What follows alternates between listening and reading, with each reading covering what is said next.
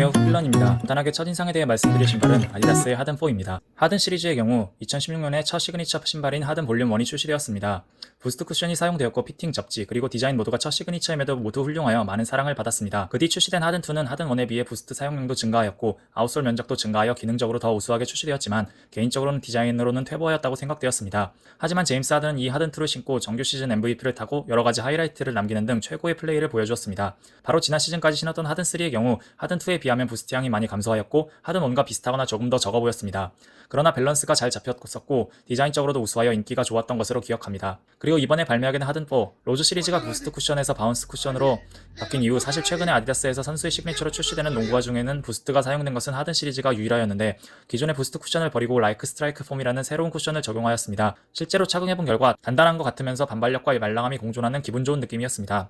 접지의 경우 기존 하든3에서는 전통적인 헤링본 유사 패턴이 사용되었던 것과 달리 기존 하든1과 하든2에 사용되었던 하든만의 특이한 접지 패턴이 사용되었습니다. 첫인상 리뷰지만 두 번 정도 실내 코트에서 플레이해본 결과 먼지가 많은 코트에서는 먼지를 너무 잘 먹어서 접지력 감소가 있었고 반면 어느 정도 깨끗한 코트에서는 끽 소리가 매우 잘 나는 상급 접지를 보여주었습니다.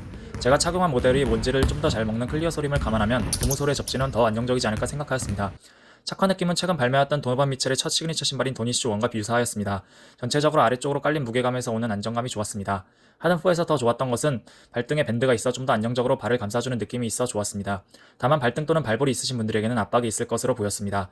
보통의 아디다스 신발들의 경우 나이키 정 사이즈에서 반다운한 275mm를 착용하였는데 처음으로 280mm를 구매하였는데 생각보다 길이감이 많이 길지 않았던 것 같습니다. 디자인적으로는 같은 아디다스에서 나오는 이지 500의 느낌과 비슷한 것 같습니다.